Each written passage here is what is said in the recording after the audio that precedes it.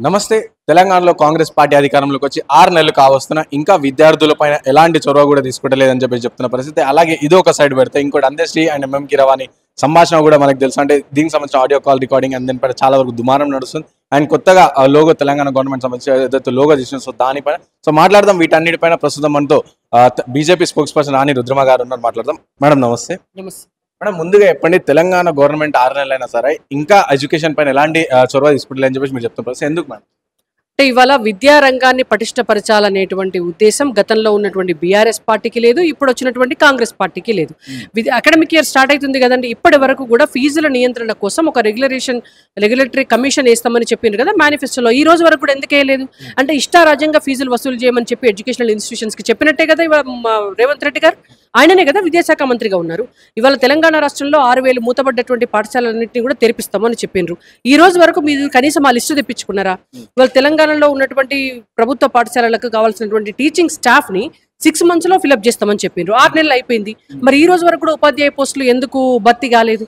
ఇవాళ వరకు అసలు తెలంగాణలో ఎంఈఓల పోస్టులు ఎన్ని ఉన్నాయి, డిఈఓల పోస్టులు ఎన్ని ఉన్నాయి, పర్యవేక్షణ చేసేటటువంటి అధికారులే లేనప్పుడు, ఆ ప్రిన్సిపల్ సెట్ స్కూల్స్లో లేనప్పుడు, పాఠాలు చెప్పే టీచింగ్ స్టాఫే లేనప్పుడు, పిల్లలకు సకాలంలో బుక్స్ పోతలేవు, వాళ్ళకు యూనిఫామ్స్ పోతలేవు, షూస్ పోతలేవు, మరి వాళ్ళకి కావాల్సినటువంటిది ఏది నాణ్యమైనటువంటి విద్యా ప్రమాణాలను మీరు అందించకుండా తెలంగాణను అభివృద్ధి చేస్తాము, ప్రజాపాలన అందిస్తాము అంటే ప్రజలకు కావాల్సినటువంటి ముఖ్యమైనటువంటి అవసరాలలోనే చదువు అనేటువంటిది ముఖ్యం. మరి అదే అందించలేనప్పుడు ఇవాళ ఏ పరిపాలన ఇస్తున్నారు, ఎవరి కోసం ఈ పరిపాలన చేస్తున్నారు అనేటువంటిది మా ప్రధానమైనటువంటి ప్రశ్న. ఇంకోటి రీసెంట్ చూసుకుంటే పార్లమెంట్ ఎలక్షన్స్ అయిపోయిన తర్వాత ఇప్పుడు ప్రజలపైన దృష్టి పెడతాం, రైతులపైన దృష్టి పెడతామని చెప్పేసి కాంగ్రెస్ ప్రభుత్వాన్ని. సో దాని తర్వాత చాలా వరకు విమర్శలు, అంటే సివిల్ సప్లై పైన చాలా వరకు కుంభకోణాలు జరిగినాయని చెప్పేసి విమర్శలు కొన్ని కురిపించారు మీరు. అలాగే చూసుకుంటే ఇంకా మొన్న ఆదిలాబాద్ లో రైతులపైన లాఠీ చార్జ్ కూడా జరిగింది. సో దీని ఏ విధంగా ఇవాళ రైతులకు పండించినటువంటి పంటలకు 7 పంటలు, ఒక వరితో పాటుగా మొక్కజొన్న, జొన్న, చెరుకు, పసుపు, మిర్చి, వీటన్నిటికీ కూడా చెప్పిండ్రు. ఏమన్నారు? ప్రతి క్వింటాలకు 500 రూపాయల బోనస్ ఇస్తామని చెప్పినారు. ఇప్పటికి తీరా కట్ చేస్తే ఏంటంటే విషయం ఓన్లీ సన్న బియ్యంకు మాత్రం మేము ఇస్తాము అని చెప్తున్నారు. అది మొదటి మోసం. రెండవది యాళ్లకు కొంటము మేము అన్ని కూడా ధాన్యం అని చెప్పినారు. ఈ రోజు వరకు కూడా కొనుగోలు కేంద్రాల దగ్గర జరిగినటువంటి నానా యాతన మనం చూసినాం. ఇవాళ ఎరువులు సఫిషియెంట్ గా కేంద్ర ప్రభుత్వం అందిస్తుంది. ఇవాళ విత్తనాల విషయానికి వస్తే గనుక నాణ్యమైనటువంటి విత్తనాలు లేక కల్తీ విత్తనాలతోటి ఇలా రైతులు గోసపడుతున్నారు. పత్తి విత్తనాల కొరత వస్తుంది అని చెప్పి సైంటిస్టులు ఆల్రెడీ ముందే చెప్పిన తర్వాత కూడా ఇప్పటి వరకు కూడా దాని గురించినటువంటి ఆలోచన చేయకుండా ఇవాళ విత్తనాల కోసము రైతులు చెప్పులు పెట్టుకొని నిలబడే పరిస్థితి తీసుకొచ్చింది. గతంలో కాంగ్రెస్ ఉన్ననాడు ఎరువుల కోసం చేసింది. ఇవాళ మళ్ళదే కాంగ్రెస్ వచ్చినాక విత్తనాల కోసం రైతులు నిలబడాల్సి వస్తుంది. రైతుల మీదకి లాఠీ ఎత్తేంత దౌర్భాగ్యమైనటువంటి స్థితిలో మీ ప్రభుత్వం ఎందుకున్నది అని మేము అడుగుతున్నాం. ఇంత క్రూరత్వం ఎవరి మీద చూపిస్తారు మీరు? రైతులు ఏమన్నా దుర్మార్గులా? రైతులు ఏమన్నా క్రిమినల్సా? వాళ్ళు ఏమన్నా దొంగతనాలు చేసినారా? లేకపోతే హత్యలు చేసినారా? అరాచకాలు చేసినారా? పండిన పంటకు విత్తనాలను సరఫరా చేసేటువంటి పరిస్థితులు మీ ప్రభుత్వం లేదు. పండించుకోవాల్సినటువంటి పంటకు అంటే మీ పరిపాలన, ప్రజాపాలన ఎవరి కోసము? ప్రజల రైతులు లేరా అని మేము అడుగుతున్నాం.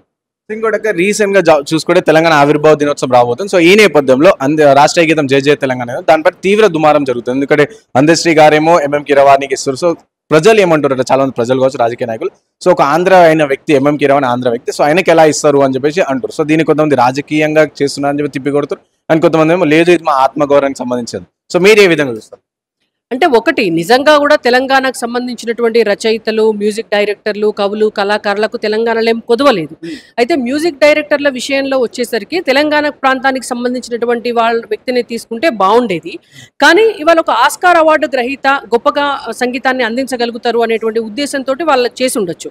సరే, ఏది ఏమైనా కూడా అది కొంత ఒక అఖిల పక్షాన్ని ఏర్పాటు చేసి అందరికీ వాళ్ళ అభిప్రాయాన్ని చెప్పి అన్ని రాజకీయ పార్టీలకు కావచ్చు, లేదంటే మీడియా సంస్థలకు, కొంతమంది జర్నలిస్టులకు కావచ్చు, కొంతమంది మేధావులను కావచ్చు, తెలంగాణ ఉద్యమకారులు అనే గట్టిగా కొట్లాడినటువంటి వాళ్ళని కావచ్చు, వాళ్ళందరినీ పిలిచి మాట్లాడి అందరి అభిప్రాయాలను తీసుకొని చేసుంటే ఇవాళ ఈ విమర్శలన్నిటికీ కూడా తావుండేది కాదు. చిహ్నం విషయంలో కూడా జరుగుతున్నటువంటి రచ్చ ఏదైతే ఉన్నదో దానికి సంబంధించి కూడా పబ్లిక్ డొమైన్ లో మీరు అనుకుంటున్నటువంటి అంశాలను పెట్టి ఇంకా ప్రజల అభిప్రాయాలు కూడా తీసుకోకపోతే ఏమయ్యేది? ప్రజల అభిప్రాయాలను తీసుకుంటే మా రాష్ట్రానికి సంబంధించినటువంటి ఒక చిహ్నాన్ని మార్చాలనుకుంటున్నప్పుడు అసలు ఎందుకు మారుస్తున్నారు అనేది ఒక సమాధానం పెట్టాలి. ఫస్ట్ ముఖ్యమంత్రి గారు ఎందుకు మారుస్తా అనుకుంటున్నారు అనేటువంటిది పబ్లిక్ డొమైన్ లో పెట్టి ప్రజల అభిప్రాయాలను తీసుకొని, రాజకీయ పార్టీల అభిప్రాయాలను తీసుకొని ఒక పక్ష సమావేశాన్ని నిర్వహించి అప్పుడు ఒక నిర్ణయానికి వచ్చి దాన్ని కూడా పబ్లిక్ పోల్లో కనుక పెట్టి ఉంటే ఇవాళ ఎవరు విమర్శించే వాళ్ళు కాదు. అంటే ఇష్టారాజ్యంగా ఒక నియంత పోయిండు, రెండో నియంత వచ్చిండు, ఒక రాజు పోయిండు, రెండో రాజు వచ్చిండు, రెడ్డొచ్చ మొదలాయి అన్నట్టుగా మొదలు పెడితే ఇవాళ ప్రతి ప్రభుత్వం వచ్చినప్పుడల్లా మారుచుకుంటూ పోతారా మీరు? కాబట్టి ఇవన్నీ కూడా ప్రజాభిప్రాయానికి సంబంధించినటువంటి సెన్సిటివ్ ఇష్యూస్, ఇవన్నీ ఎమోషన్స్ కి సంబంధించిన విషయాలు. ఇప్పటికైనా కూడా వాయిదా వేసిండ్రు అనేటువంటి వార్త వస్తుంది.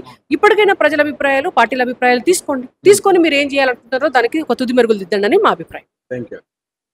సో విన్నారు కదా, ఇది పరిస్థితి. సో ఏదైతే తెలంగాణ విద్యకు సంబంధించిన సో దాన్ని 6 నెలల్లోనే గత ప్రభుత్వం చెప్పింది చేసేసామని చెప్పి గత ప్రభుత్వం ఎలాగో పట్టించుకోవాలి, అట్లీస్ట్ ఈ ప్రభుత్వం అయినా సరే 6 నెలలు అయిన అధికారంలోకి వచ్చి సో ఇప్పటికైనా పట్టించుకోవాలని చెప్తున్న పరిస్థితి. ఇంకోటి ఏదైతే అందేశ్రీకి సంబంధించి ఎంఎం కీరవాణికి సంబంధించి ఏదైతే నడుస్తుందో సో దానిపైన ప్రభుత్వం ఇది చాలా తెలంగాణ ప్రజల ఒక ఎమోషన్కి సంబంధించిన విషయం. సో దీన్ని ఫస్ట్ మీరు పబ్లిక్ డొమైన్లో పెట్టి ప్రజల ఒపీనియన్ తీసుకొని చేస్తుంటే బాగుంటుంది అని చెప్పి రాణి రుద్రమ గారు అంటున్న పరిస్థితి. వీడియో జర్నలిస్ట్ సాయితో Rana brother reporting for Vahini TV from Hyderabad.